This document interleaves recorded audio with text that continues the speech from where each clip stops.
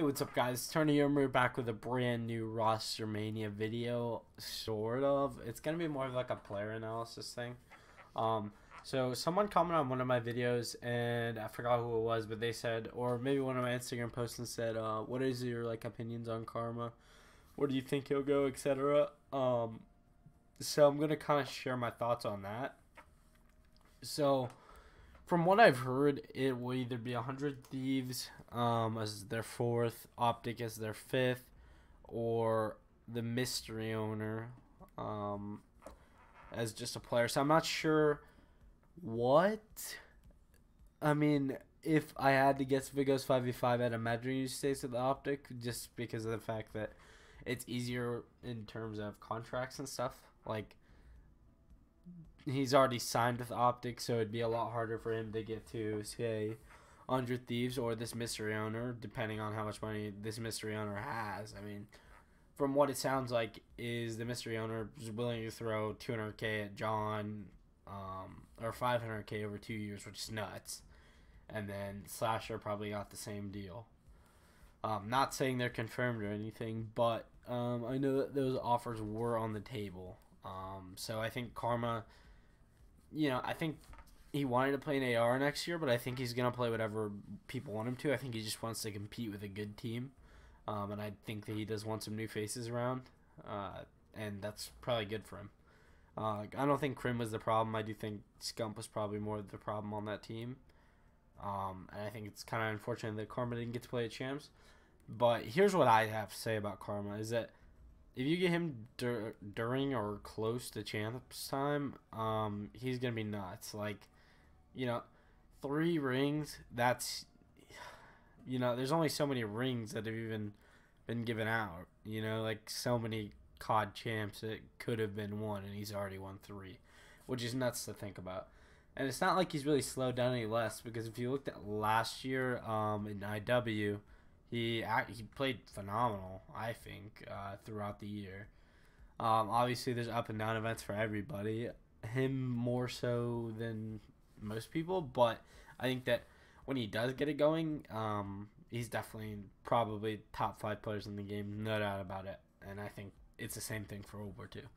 Like, if you kind of saw him play at the beginning of World War II, he was literally disgusting. Like, watching his streams and stuff before they actually like started like scrimming and stuff like that, he was really, really good. I think he just kind of didn't like the game, so it kind of fell off, got a little dull, which I can relate to that. So I think he's gonna be really good.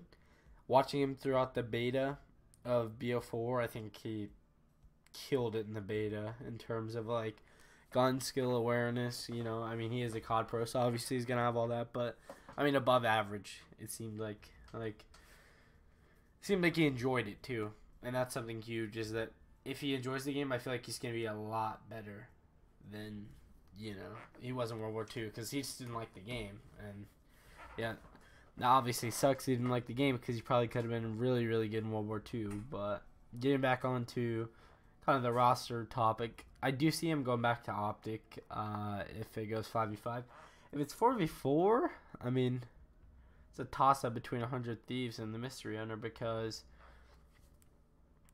it's probably really more about how much money they're going to throw at him. And I feel like this Mystery Owner, who's never been in esports, I'm going to make a video on him sometime soon.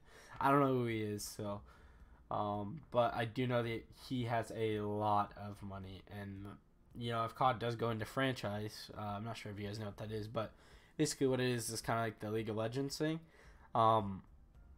where they have their own everything basically. It's more of a professional esport, I guess you could say, than COD is right now. Then this Mystery Owner could come in, potentially swipe all these players, and it's really gonna suck for some of these lesser teams. So it obviously, the skill gap is a huge thing too, because if it does end up franchising or goes 5v5, a lot of orgs aren't gonna have money to throw at these higher players, so they're gonna have to settle for something less if it does go 5v5, because you got to think that's a lot of money you're dishing out per month. I mean, salary wise, I think Optics was like 10K or something like that, like 10K per player. If it's 5v5, that's 50K a month. That is Yeah, $50,000 a month is not cheap. So I think that it'll be interesting to see where he goes. If I had to pick a team, I'd probably pick 100 Thieves. I think he would complement that team really well in the flex role next year. And he's gonna be a great player next year. So I'll be really excited to see what team actually does end up getting him. But anyway, guys, that was kind of my opinion on the whole situation. I hope you guys enjoyed. But make sure to leave a like. If we get 10 likes on this video, I'll upload another roster mania video tomorrow. Anyway, it's been your boy Turney, and I will see you guys in the next video. Peace.